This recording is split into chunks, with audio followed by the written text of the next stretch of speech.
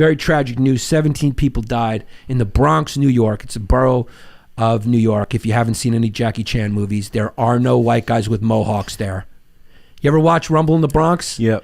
And then you're going like, I love how when Hollywood does their version of what like New York boroughs look like, you know, and they make it a tough neighborhood, and it's like some white guy with a colored mohawk attacking Jackie Chan, and you're going like, what part of the Bronx is that? Rumble in Williamsburg, maybe, not the Bronx. Not the Bronx. So Cardi B's from the Bronx. Is she going to pay for these funeral costs for these victims of this Bronx fire? Which is very nice. You know, that's a very nice thing. So we just wanted to give you some Tank's good news. I love Frank. I love him. Tank Sinatra. I was about to call him Frank Sinatra.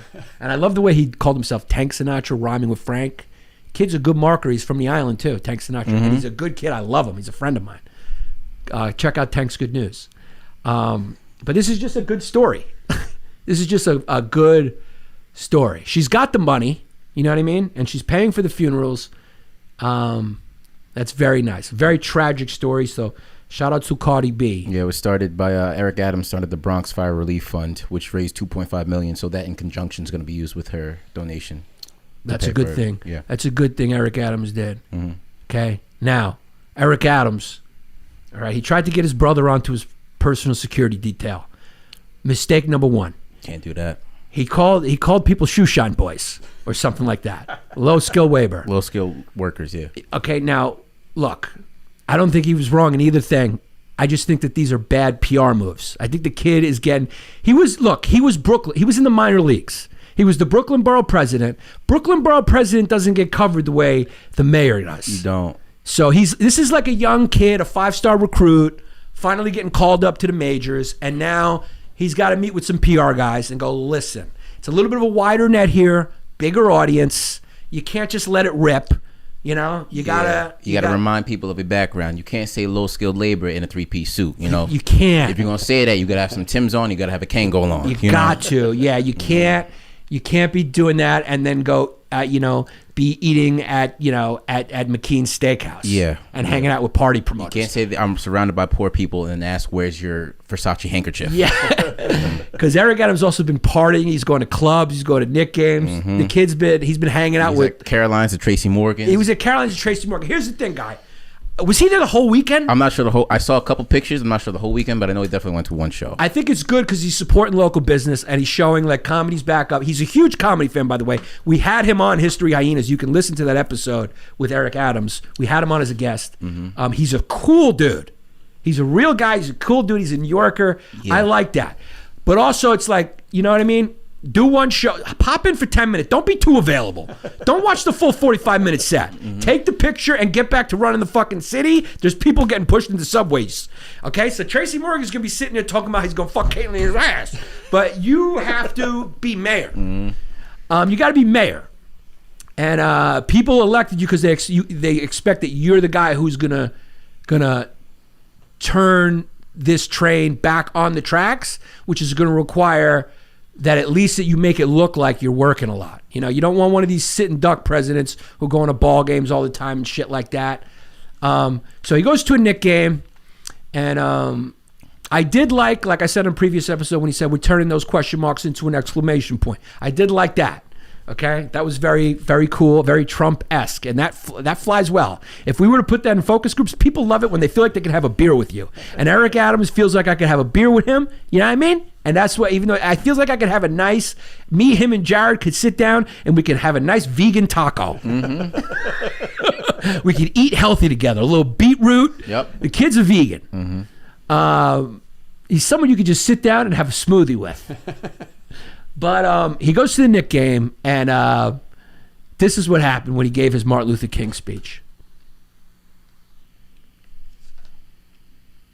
Come on, man. It's not gonna. You know it's not coming right away.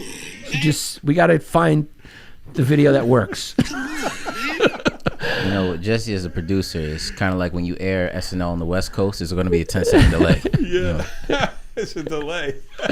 Jesse as a producer is like Kellyanne Conway doing comedy. Here we go. Got it. Here we go.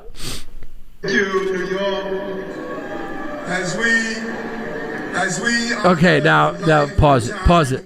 All right, so he got booed. His first thing is he get booed, which is in New York. It's almost like love because it's a funny thing. New Yorkers boo because it's funny, and that's what New Yorkers do. But if there are some real boos there, I want to say, give the guy a couple of fucking weeks. At least. This is why a lot of athletes don't want to come to New York. They're like, dude, I'm not dealing with that. I mean, we are so hard. It's such a big market. All the eyes are on you. The guy just got into office, hasn't had a chance to do anything.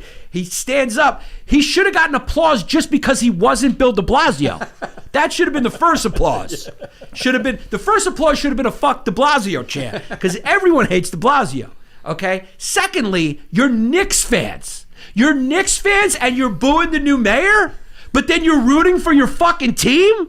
Okay? I haven't been a Knicks fan since 1999, the Larry Johnson 4-point play, because it's ugly. It's like a bad relationship I had with an ex-girlfriend and I needed to block her account. It's complicated. I don't want to see you anymore. You hurt me too much. The Knicks are painful. You should be booing the fucking Knicks. They should boo James Dolan anytime he's fucking seen. They should boo him for the rest of his life for kicking Charles Oakley out, the most beloved Knick of all time. Yep. And so they're going to boo Eric Adams. You guys need to get your priorities straight. COVID has really fucked you New Yorkers up. And then he goes on to do what I would think. He's giving a Martin Luther King speech. He tries to tie it into basketball. In my personal opinion, it didn't work. In my personal opinion, it came off a little cheese ball. Let's see what you think. Yeah. Dr. King, during some of the most difficult moments, when the civil rights battle was on the line, Dr. King wanted the ball in his hand, and he gave his life to ensure that our country would be a better place for all of us. Hold on a sec. Right now, Dr. King makes sure he had the ball in his hand. Hey, yo. Basically, what I'm trying to say is Dr. Martin Luther King was like the Joe Morant over in Memphis. When the game's on the line, you know he's a big baller. He's taking the shots. And I don't mean shots on the balcony of a hotel room. I'm sorry. I'm just trying to make a rhyming, stupid thing here with basketball. All right, go. we want the ball in our hand again. As we deal with COVID, as we deal with crime, as we deal with uncertainty. Hold on a second. You just said we're supposed to give the ball to MLK. So if I'm asking for the ball, isn't that not the right move? He wants the ball in his hand. Mm-hmm. Why are we taking the ball? I'm giving it to MLK for the shot. There's 13 seconds left. Okay? MLK, he's the best player on the team. He's taking a shot. I'm not taking a fucking shot. I'm Will Perdue. I'm giving it to Jordan. All right, go. Let's win this for Team New York and Team America. Let's take the ball and have the final goal. Thank you very much. He turned it around at the end. Turned it around the end. I feel like it might have been a little heavy-handed to try to... He didn't have to try to work basketball into his Martin Luther King. He didn't have to do that. Did his brother become his speechwriter? His brother, he might have hired his brother. He might have like, all right, what happened was the job I had for you didn't work out, but we got another one. I'm going to need a speechwriter for when I do sort of these, this isn't really a media appearance. It's more like when I give these little things, he's like, I want you to make them, make it, if we're at a basketball arena, work it in. He's like, his brother, but maybe he's one of his friends who like tells him the truth. It's going like, it is Martin Luther King Day. It's a little more respectful. Like we may just want to say something about Dr. Luther King. Maybe we don't want to mention COVID. Because he tried to work COVID in there. He tried to work basketball in there and MLK. It's like when it's MLK, just make it MLK, dog.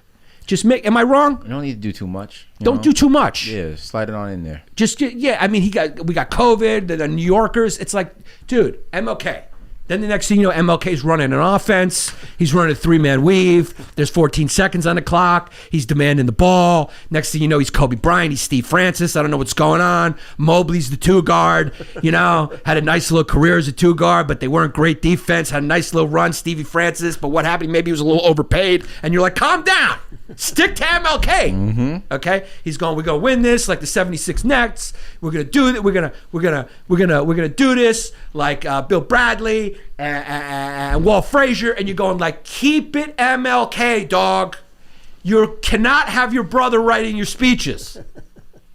Too complicated. I don't want to have to learn I don't want to have to learn a Pat Riley offense to hear your speech about Martin Luther King.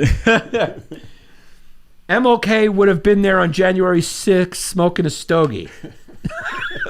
I don't know what that means. I don't know which way that I'm supposed to take that. Make no mistake, Uncle Paulie's has the highlights from January 6th playing 24/7.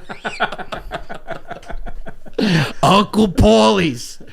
Uncle Paulie's. Uncle Paulie's. Proud Boys Eat Free. What are the other guys called? The Oath Keepers. Uncle Paulie's. Discount shopping. Oath Keepers get free chips or the sandwich.